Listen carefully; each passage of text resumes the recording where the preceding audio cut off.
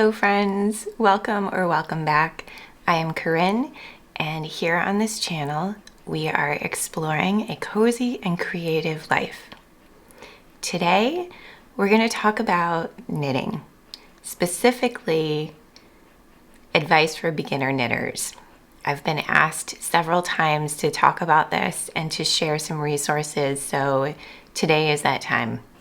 I'm going to share about my knitting origin story, how and why I started, and then we'll go into some candid knitting advice.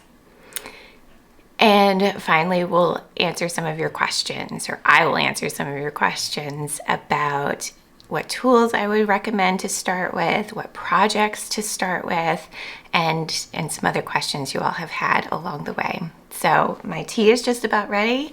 Let's head into the living room where there's a fire going, and we'll sit down and have a good knitting chat. All right, friends, we are just going to dive in. So I've had this question, or I've had a general question of, what would you tell a beginner knitter? Can you get us started? Like, what would share your wisdom? That question or sentiment has come up many times since the start of this channel, and I've been reluctant to do a video like this because everybody's knitting journey is different. I am not an expert.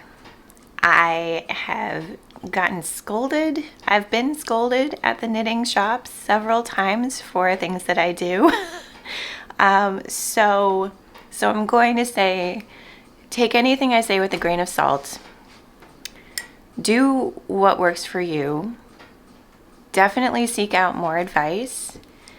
What I'm telling you is not the knitting gospel, but it's what has worked for me.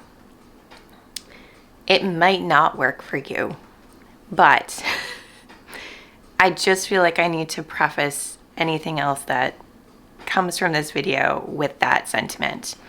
I do have a bunch of resources that I will be putting in the comments below, and I'll talk about that as we go. But first, I need some tea. So I think the best place to start off with is how I came to knitting. I learned at a pretty young age. I brought this picture out from my office. This is little me knitting in the 80s. So I'm terrible at guessing what age I was, but I would say I was under 10 at that point. And I don't know if you can see, I am knitting a very simple stitch. I think I was just knitting back and forth, making a scarf. At that point, I think that one was for my dad. So I, again, learned very young. My mom taught me. She is a knitter as well. And I remember making a garter stitch a scarf for my grandmother, and then one for my dad. My grandmother's was all one color. It was white. And my dad's was striped. I think it was gray and blue and green, I want to say. There were some other things that I knit. I think my mom helped me with a pair of mittens at one point.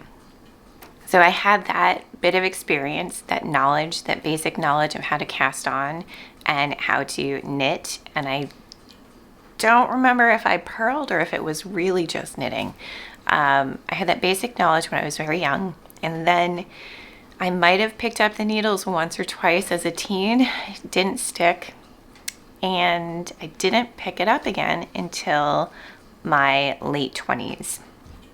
At that point, I had two very young children, and I needed something for myself. I needed something to do with my hands to pass some time. I was going through some personal ups and downs, and I think the idea of knitting sounded very peaceful. I wanted to make something with my hands, and I remember that a friend had a baby, and at the same time I was seeing knitting kind of have a little bit of a resurgence through blogging. And I thought, I'll just knit a baby gift. Like, it's that easy. So I bought the book, Knitting for Dummies. I found a pattern for a hat and some booties. I got the yarn, I got the needles, and that's where I started. I used that book, Knitting for Dummies. It became my knitting Bible. I don't remember when YouTube started. It might have been before that. I really don't remember. But I do know that YouTube was not a big part of my learning journey because I just didn't think to look up on YouTube. And then I just followed my curiosity. I saw somebody making gifts from a book called, I think it was called Last Minute Gifts. There's a knitted bag on the cover, like a little treasure bag. And I wanted to make those for my kids.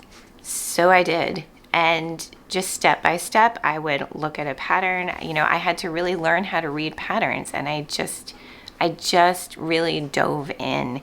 And luckily, the internet, even if it wasn't YouTube, was there, and I could Google, what does this stitch mean?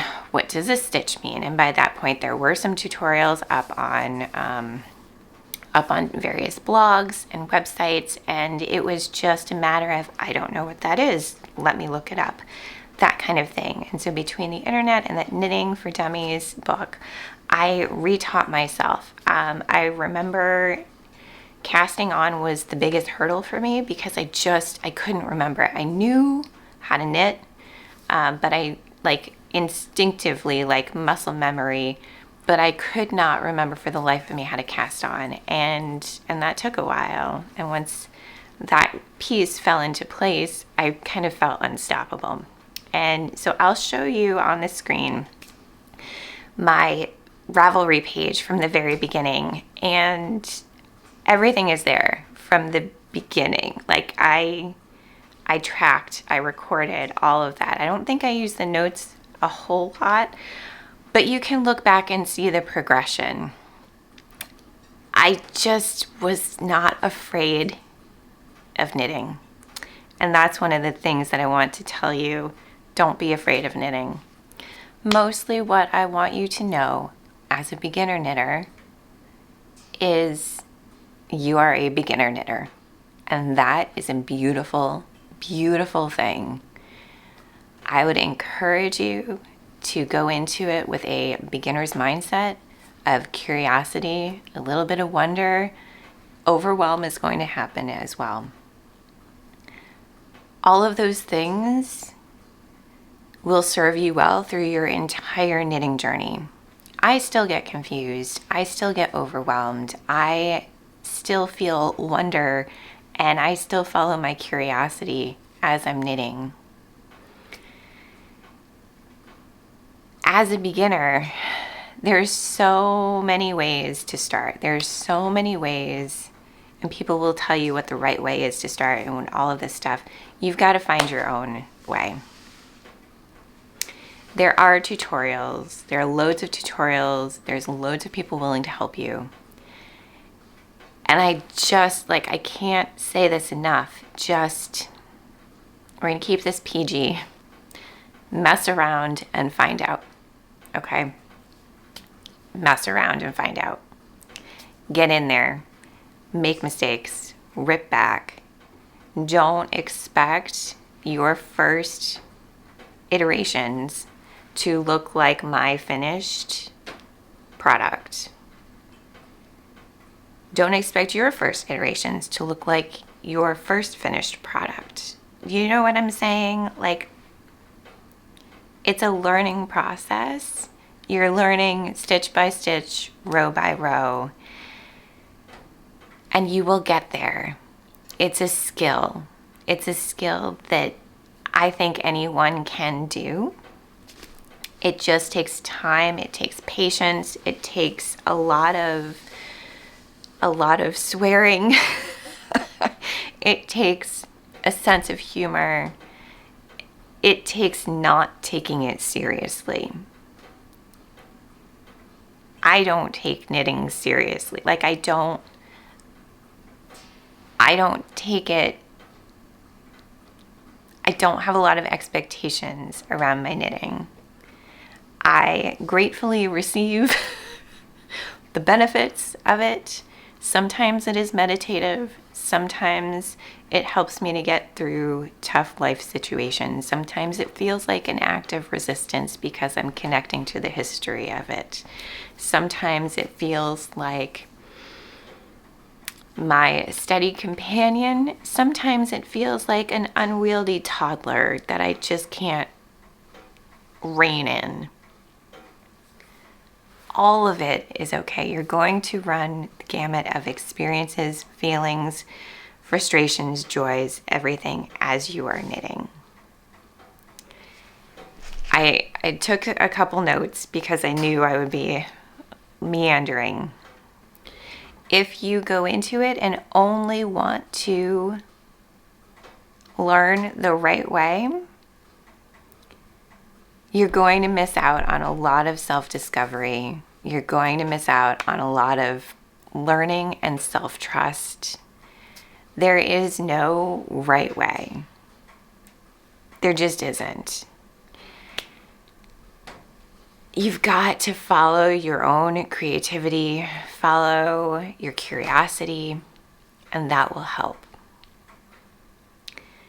You're going to rip out, you're going to reknit, you're going to rip out, you're going to reknit, and over and over and over. I still do that.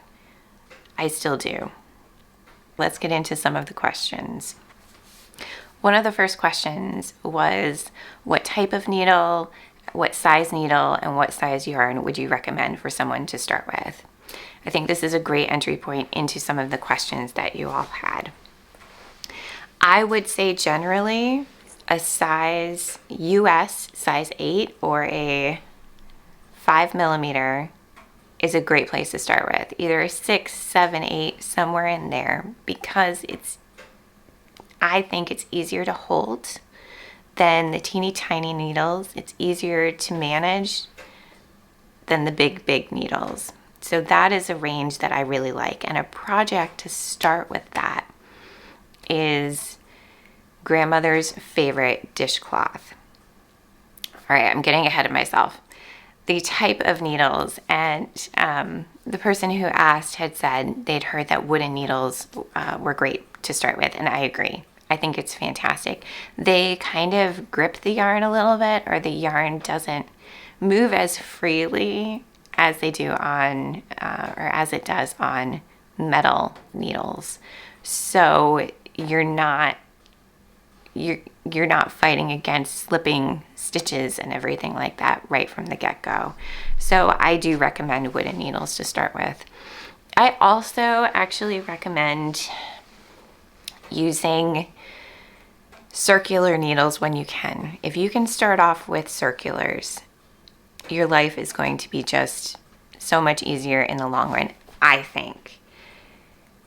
And what I mean by that is you can knit flat on a circular needle. You can knit in the round on a circular needle. You can knit wide circumferences, small circumferences, all on circular needles.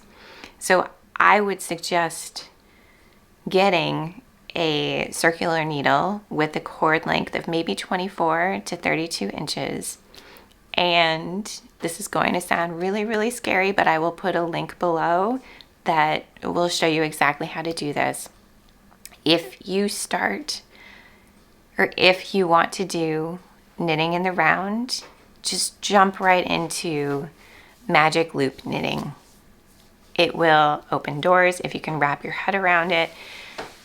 It's a very, very helpful, useful tool, I have found. Some people love double-pointed needles for knitting in the round, especially for socks and smaller circumferences. I remember trying those in the beginning and just feeling like it was a lot to manage and to hold and to balance. So as soon as I learned magic loop knitting, I was like, whoa, the world opened up. So I would suggest giving that a go pretty early on. Again, you can knit flat on circular needles, and I think that they're just a little nicer to hold than long straight needles. But everybody has different preferences. Truly, truly, truly, everyone has different preferences. So if you have an opportunity to try out different things, give it a try. But if you are looking to buy equipment, which you do not have to go all in to get started, I would suggest a pair of circular needles in whatever size your pattern or your yarn calls for.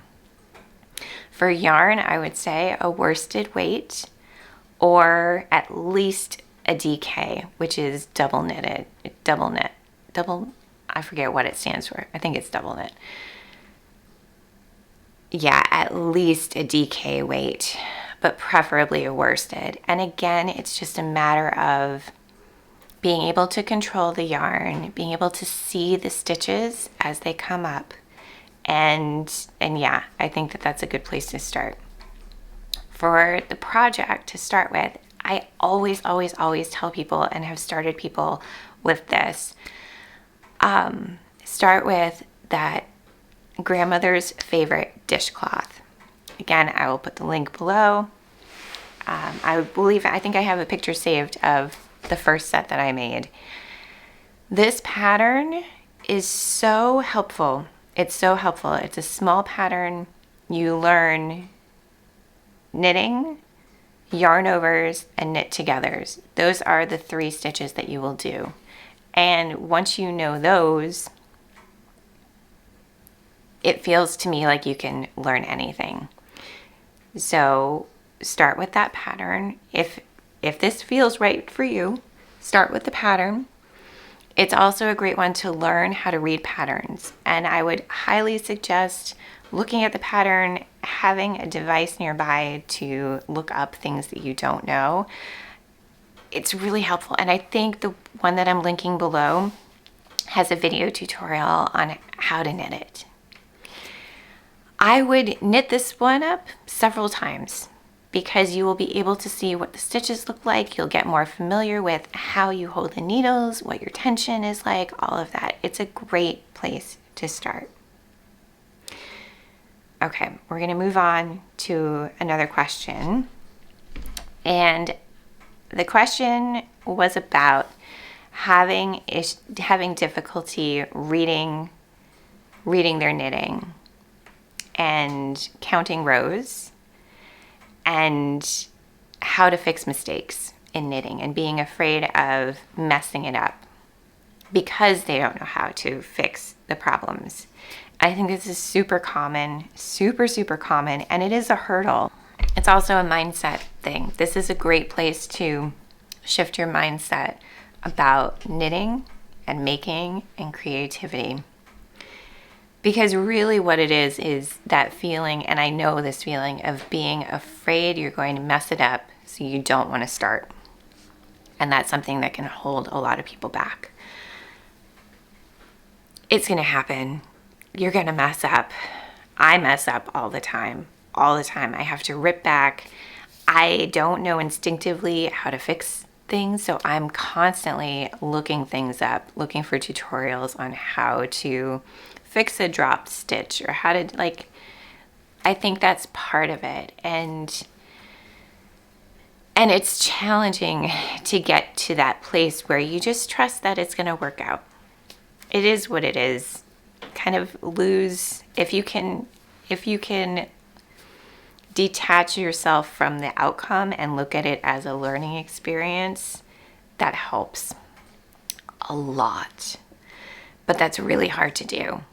So what I've done is I have looked up some resources on how to fix common knitting problems. I think the link that I'm putting down below is for like how to fix 15 common knitting problems.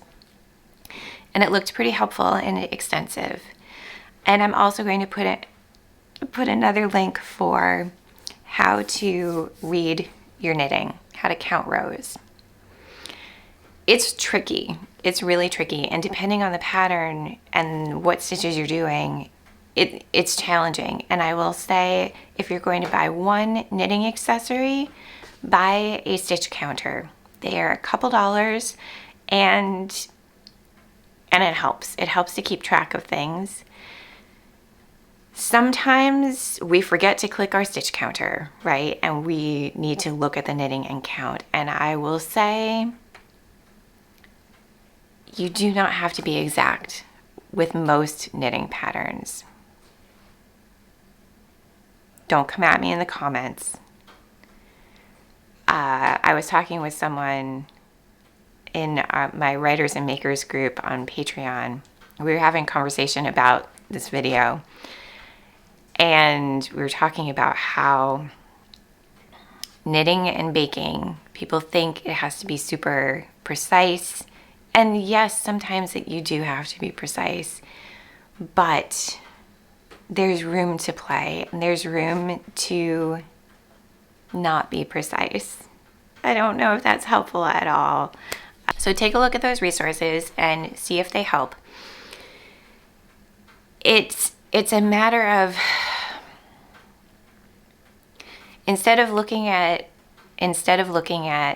things as, oh, I messed up, I've got to take it out, oh, I've got to do this over again.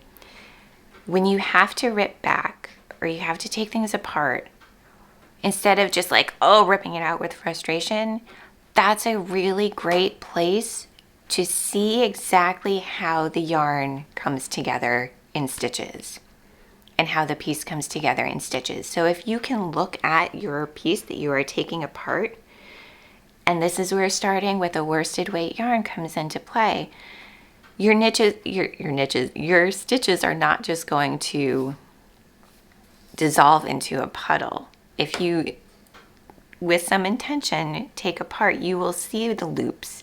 You will see how the yarn weaves in and out, and that's a really great opportunity to see what's going on and to learn about your knitting.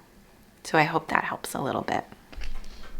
I don't have the resources or the capacity to make individual videos on all of these techniques, and there's so many people who have already done that in a really lovely way. Drea Renee Knits, Andrea Mowry has a whole YouTube channel, and I will link it down below as well. And she has a lot of tutorials that I turn to. Like, I can't hold in my brain how to start the Kitchener stitch at all. I can never remember that. Or like the German twisted cast on. I can never remember that. So I need refreshers too. And those are the places that I go to.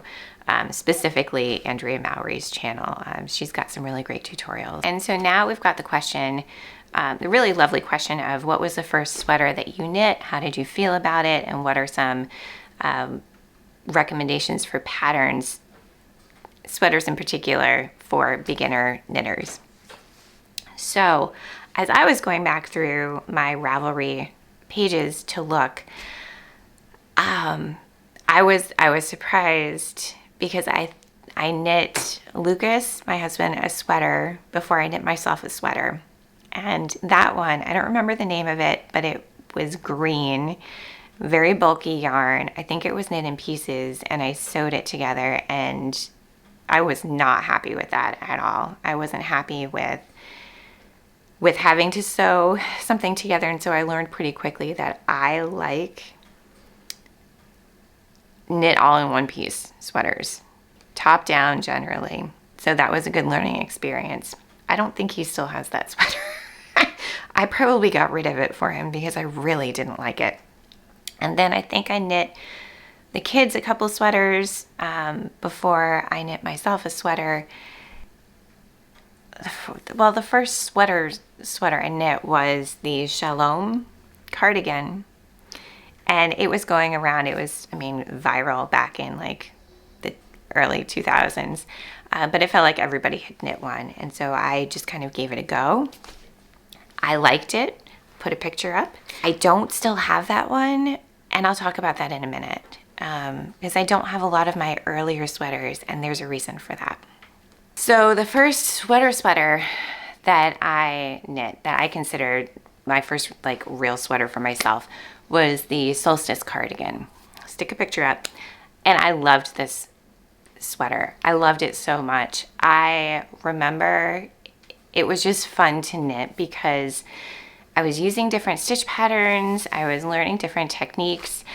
And I was so pleased with the outcome. Like, I was so pleased with the outcome. The only thing that I wished that I had done differently was knit a little bit longer in the body. But yeah, I loved that sweater and I wore it a ton. And again, having these projects behind you, they really do give you confidence. And I don't know, I was young still. I just did not put pressure on myself to do it perfectly. I just had fun with it. It brought me a lot of joy. And so I just kept going and I kept trying different things. When I was looking back, I will say this is also an early piece. This is the Idlewood sweater. And I think I've shared it before, but it's got a hood. It's super comfy. It's super cozy. And it is the oldest sweater that I have in my closet now. So I'm, again, super happy with it. This is a worsted weight. This is a worsted weight yarn. It would be a great beginner project. Again, all the links below are on my Ravelry page. But I do wear my sweaters, and I only keep the sweaters that I wear. I'll put it like that, which kind of leads me to why I just don't have a lot of my early sweaters. It's not that I thought they were bad. It's not that that I was displeased with them. My body changed dramatically around the time that I hit 30. There were a lot of different things going on. I started to have some autoimmune issues, some food allergy issues. There was just a lot going on. And so my body changed really dramatically, like the shape of it. Plus you hit 30, I feel like you hit the different decades and your body is like, oh, let's have a party and shift how we look. It's the reality of living in a body. It's the privilege of living in a body, right? And so the things that I was knitting in my early days did not look or feel good on me any longer. And so I would end up rehoming the sweaters. There were a lot of people who benefited from my knitting. I would give my sweaters to friends who I thought they might enjoy. And yeah, I remember one friend who received this like stack of sweaters and she was just so excited about it. And that made me really happy because I think I started off being more of a product knitter. Like I would see a sweater and I would want to make that sweater. And that helped to lead my creativity and curiosity. That's not so much the case anymore, but back then it was. And as a person in their 20s, just about anything looked good on me. And I didn't think it at the time, but it did. So I didn't really have to think about how an item would fit. It just would. It would, if I knit the right size, it would fit and it would look good. As I've gotten older, I have to pay a little bit more attention to styles. And so I knit for my body and my body type instead of just knitting a sweater that I think looks nice, like over in the distance. I have to take into account my own body, my own proportions, what feels good on me. And I think that's something really important to remember. It's a lot of times when we finish a project that we haven't taken that into account with and we're not happy with it, it's not your body's fault. It's not the sweater's fault. It's just not a good fit. It's not a good match. It's not a good match. And that's okay. So that's something I would say to really keep that in mind too. Just knit for yourself. If you're going to look for garments for yourself, knit for yourself. Find colors that you like. Find Find shaping that you like. Of course, experiment, something that, you know, get out of your comfort zone a little bit. I think that's important too, but to have an idea of what you like, what you find comfortable, that will help hugely. So the solstice cardigan, I would love to have that in my closet now, but it just didn't fit after a couple years, and when my body changed, it just didn't fit. And I did not really think about holding on to pieces for Paige. I just didn't. I kind of wish I had, because some of the things that I knit, I think she would enjoy wearing. But I guess that's my big regret in that regard. If I could recommend patterns to start with, I would say, especially for sweaters, Tin Can Knits. They have excellent patterns and resources for beginner knitters. Specifically, I would recommend their flax sweater. It's a free pattern. They have a collection called the Simple Collection, and I took a screenshot yesterday when I was prepping for the video, so I will put it here. There's sweaters, there's socks, there's hats, I think there's scarves. There are free patterns. Take advantage of this. Free patterns and free resources. A lot of times there's videos to show different techniques. The sizes of the sweaters, I think for the flax sweater, they have kids, women's, men's, unisex. It's hugely helpful. So that I would truly recommend. That is my big recommendation. After you finish some grandmother's dishcloths, grandmother's favorite dishcloths, go there and start there. From there, I would also say Purl Soho has some wonderful resources and free patterns as well. Their classic rib hat pattern is excellent. It knits up quickly. That could get you familiar with knitting in the round, and then going to decreases and your circumference getting smaller and smaller and smaller. I think that's a great pattern. And then if you want to get a little fancy, the Sophie scarf by Petite Knits. It's the same pattern family as the hood that I showed earlier this month that I knit for my mom. And with that pattern, you learn slip stitches, like how to slip stitches. You learn how to increase, how to decrease. And I know some folks who have started there, or not, maybe that wasn't their first project, but that was in the beginning. Like that's how they really got started and enjoyed it. So I think that that's a great pattern as well. For socks, as I feel like a lot of people really want to knit socks, Tin Can Knits, again, in their Simple Collection, there's a bunch of sock patterns. And then I also think Andrea Mowry's the DRK Everyday Socks. That pattern is excellent, and she does link to tutorials and resources to help with that. Yarn, let's talk about yarn a little bit. You can get as expensive and fancy as you want, or you can go simple. Knitting can be an expensive hobby. It can also be inexpensive.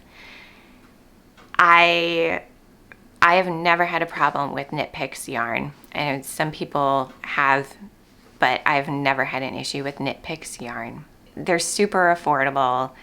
It's great quality yarn. I think particularly the Wool of the Andes yarn. I've used that a ton. I like their stock yarn as well. I think it's a great place to start beyond going to Michael's and getting craft store yarn, which that's what I started with. I just started going to Michael's, AC Moore at the time. Those are Joann's, even when it was around. Those are the places that I started with my yarn because I needed it to be affordable. And then as I progressed, I started getting into more of the fancier yarns, and you can go wild with those. But yeah, Knit Picks is great. Yarn.com, I think it's Webs. they have great sales. Jimmy Beans wool, they also have good deals on a variety of price pointed yarns. Those are 3 to start with. So Knitpicks, yarn.com, and Jimmy Beans.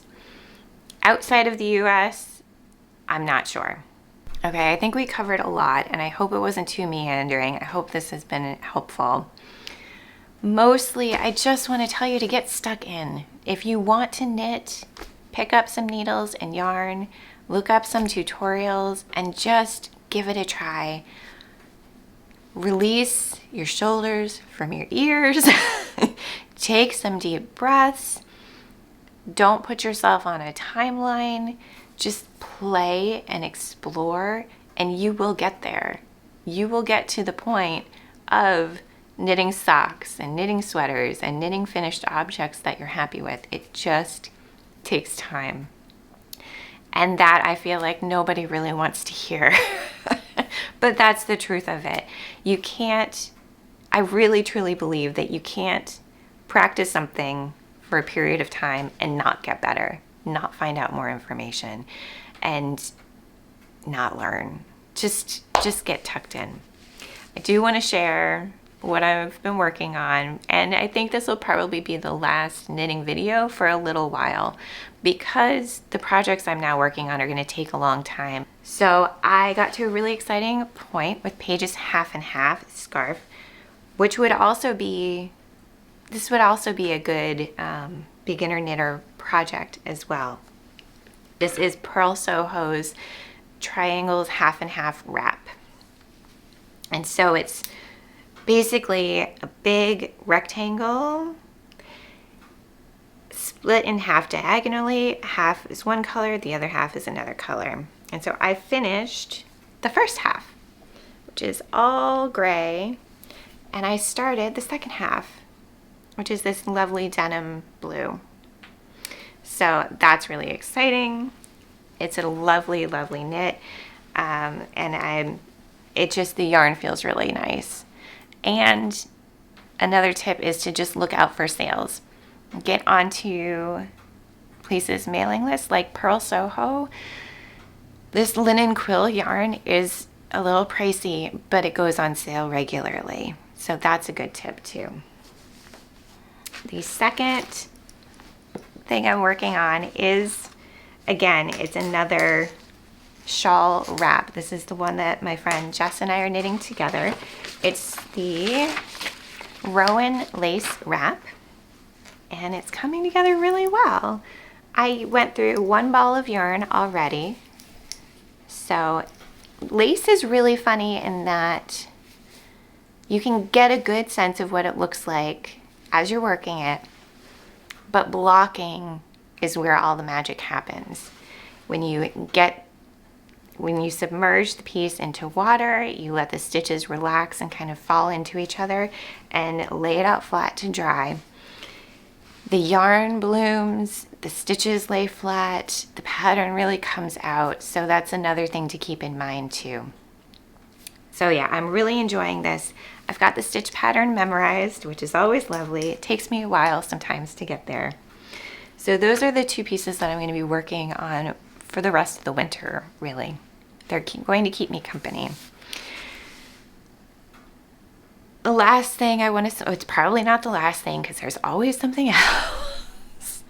What I want to say is it might not make sense, and I've probably said this already, but it's just trust yourself, trust the pattern, trust even when it might not make sense. Try different things, rip out, rip back. Just enjoy the process of learning and being a beginner and having a beginner's mindset. I think it's so exciting when people want to learn how to knit because I would love to relearn, not because I'm displeased with how I learned, but just that joy of discovery. I still find that joy of discovery when I try a new stitch, when I try a new technique, when something works that I'm not sure how it's going to come together. Honestly, the Sophie hood, I couldn't in my mind figure out how it was going to come together, how the hood was going to be formed. But I just kept going with it. And as I was knitting, I had a lot of those like, oh, that makes sense kind of moments. And again, I have 15, 16 years of knitting experience and I'm still finding those things. And 15 to 16 years of experience is not that long when you look at other knitters who have been knitting for like decades and decades and decades. But the moment you pick up a set of needles and you cast on and you work through a couple stitches, you're a knitter. You are welcome into the knitting community.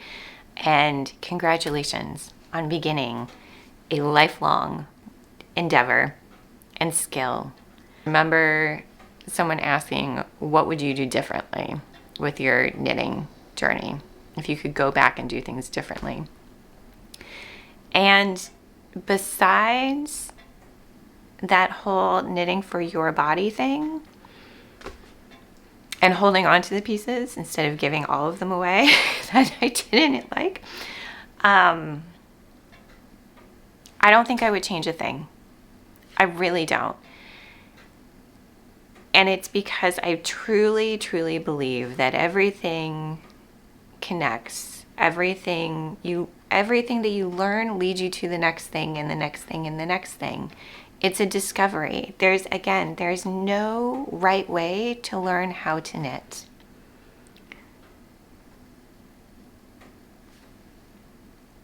Enjoy the process and welcome to the Knitting Club. Thank you for watching. I hope this was helpful. Let me know in the comments what you think. Let's have a respectful discussion about the things that we might disagree on in terms of what we would tell beginner knitters. Again, like I said in the beginning, I was resistant to make this, but I think it's really important that people hear that their journey, whatever it looks like, is okay. And just have some fun.